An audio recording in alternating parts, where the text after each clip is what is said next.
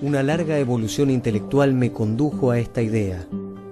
que la educación común discretamente organizada y copiosamente difundida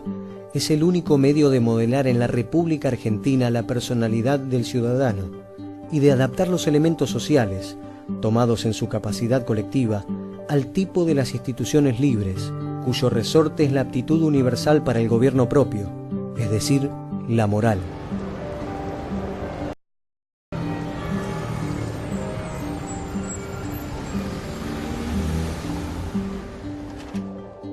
José Manuel Estrada nace en Buenos Aires, en una familia cristiana y perteneciente a la élite porteña.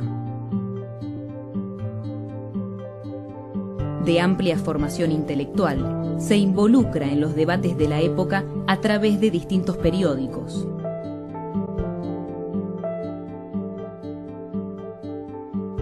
En 1869, asume como jefe del Departamento General de Escuelas de la provincia de Buenos Aires. En el ámbito académico, se desempeña como profesor y rector de Buenos Aires.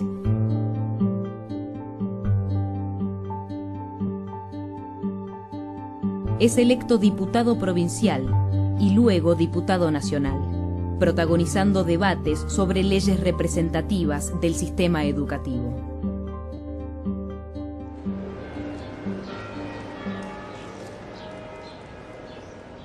Estamos en el edificio en donde sesionaron durante la segunda parte del siglo XIX las dos cámaras del Congreso de la provincia de Buenos Aires. Aquí Estrada formó parte de los grandes debates de la época como diputado provincial y convencional constituyente. Estrada desde muy joven comenzó a destacarse en el ámbito de la élite porteña como un pensador. En ese contexto, a los 26 años, en la provincia de Buenos Aires se lo designa director general de escuelas de la provincia. Una edad bastante joven para nuestra época, aunque en esa época era un poco más común asumir responsabilidades con esos años. En ese periodo, en el cual llega a gobernar ni siquiera un año, él desarrolla una serie de experiencias educativas que luego va a compilar en la memoria de la educación común en la provincia de Buenos Aires,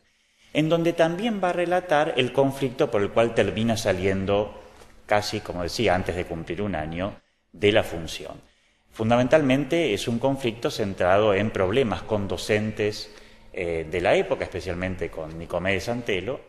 en donde uno puede ver elementos de la forma de gestionar de la época, pero también problemas ideológicos que comenzaban ya a aparecer de los conflictos entre el liberalismo y el catolicismo de la época. La primera parte de la memoria trata precisamente el conflicto de Estrada por el cual termina saliendo del cargo de director de escuelas de la provincia de Buenos Aires. Y allí básicamente puede identificarse que por un lado hay conflictos ideológicos entre el liberalismo y el catolicismo que en ese momento no se daban tanto a un nivel macro, como va a suceder luego, sino a un nivel más micro entre los distintos sectores, como problemas en la gestión de Estrada vinculados fundamentalmente a que Antelo dirigía una de las escuelas en la ciudad de Buenos Aires y públicamente lo destrataba Estrada, según algunas versiones, y por otro lado había diferencias serias en torno a la eficiencia de la gestión de Antelo. Entonces Estrada solicita la expulsión de Antelo del cargo y como en la provincia de Buenos Aires eso no se termina consensuando, finalmente es Estrada el que termina siendo expulsado de su función y Antelo continúa en el cargo que tenía previamente.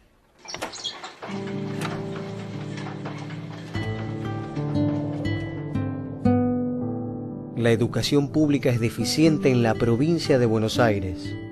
por sus programas, por sus métodos, por los libros que se usan en ella, por los maestros que la imparten, por los locales en que se da, por los útiles y aparatos escolares, por el régimen disciplinario de las escuelas. La memoria de Estrada básicamente trata de los grandes problemas que él identifica en su gestión, según él mismo explica, y que tienen que ver con la poca atención a la educación que estaba brindándole la sociedad, también abordando los problemas del gobierno escolar, que era un tema también muy típico de esa época, el problema de los docentes y la impericia, según él, y un diagnóstico muy severo sobre el ejercicio docente en la provincia de Buenos Aires, sobre la situación de las escuelas, tanto en la infraestructura como en los aspectos más didácticos o de recursos que se utilizaban. Y finalmente todo el problema que ellos llamaban la cuestión rentística, o sea, todo el problema de cómo se financia no solo el sistema educativo, sino su crecimiento y por lo tanto su expansión y la construcción de edificios escolares. Y también un núcleo que en eso Estrada es más teórico en relación con otros autores, hay un capítulo muy relevante sobre cuál es la finalidad de la educación y cuáles son las dimensiones antropológicas que tienen que encararse en el currículum de una educación primaria. Así que este es el conjunto de temas que abarca la memoria de Estrada. En Buenos Aires, entre mediados y fines del siglo XIX, surge un movimiento llamado Autonomismo de los 70. El grupo de políticos que lo conforma promueve la participación de la sociedad civil, la descentralización del poder, la libertad de enseñanza, la autonomía de las universidades y mayor respeto por la religión.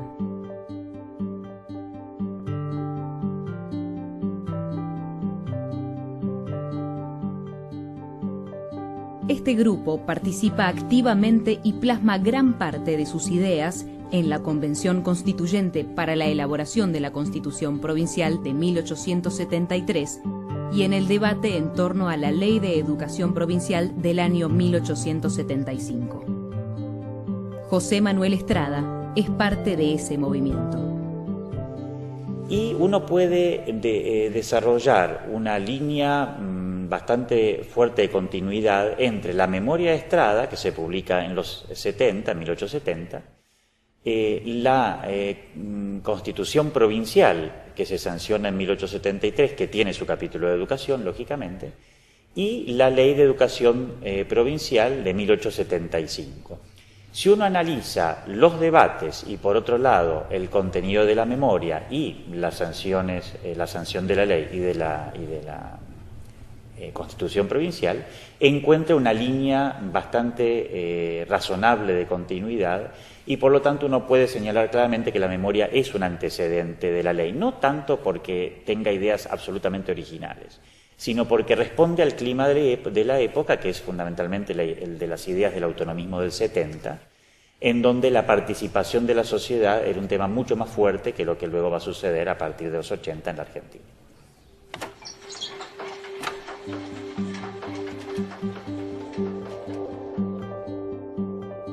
La permanencia de los vicios esenciales de nuestro sistema y sus defectos de organización se explican mutuamente y tienen su origen en el centralismo administrativo.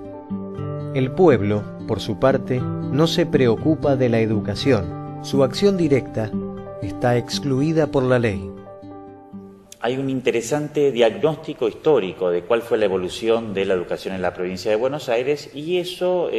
también es interesante porque muestra su perspectiva fundamentalmente anticentralista, en donde tanto un Rivadavia como un Rosas para él son ejecutores de una política educativa centralizada y autoritaria en contra de los ideales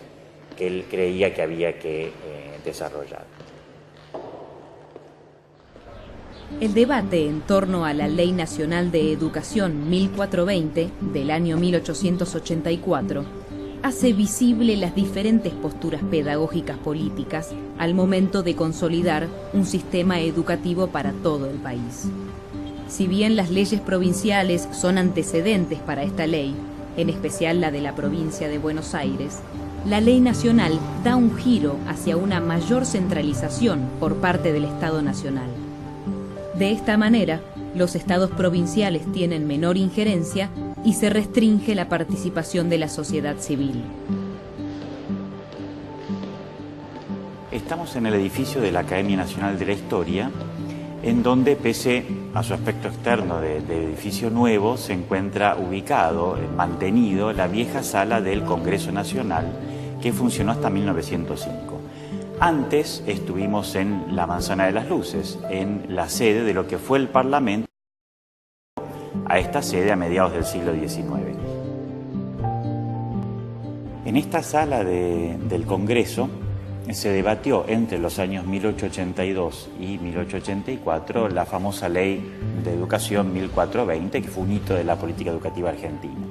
y que es relevante para nuestra historia porque es un contrapunto fuerte con la memoria de Estrada, por un lado, y con la Ley de Educación de la Provincia de Buenos Aires de 1875, que, como hemos mencionado, coincide bastante en las ideas más generales con lo planteado por Estrada en su memoria. El primer aspecto de gran diferencia es precisamente la relación Estado-sociedad.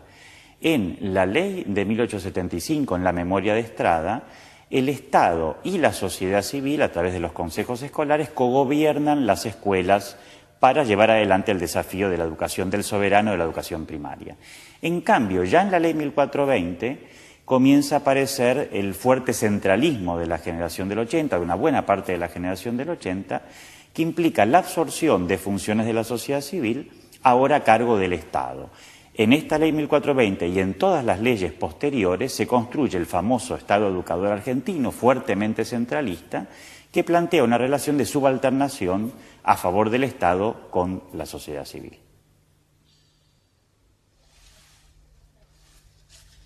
El segundo elemento de fuerte conflicto y de diferencia entre la memoria de Estrada y la Ley 1420 es justamente la posición de la educación religiosa dentro de la escuela primaria, fundamentalmente, que era la cuestión de la época.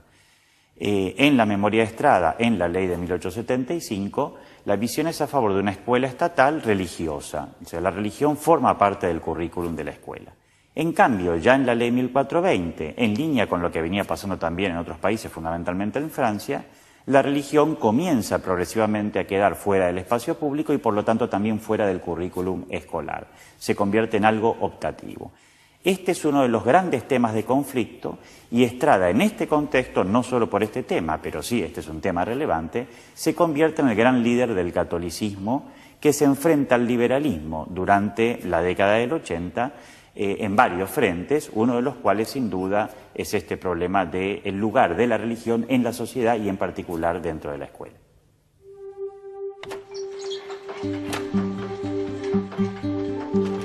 La educación religiosa es indispensable para la educación moral, toda vez que solo en la religión tiene la moral bases firmes, reglas inmutables, una sanción satisfactoria y formas definitivas.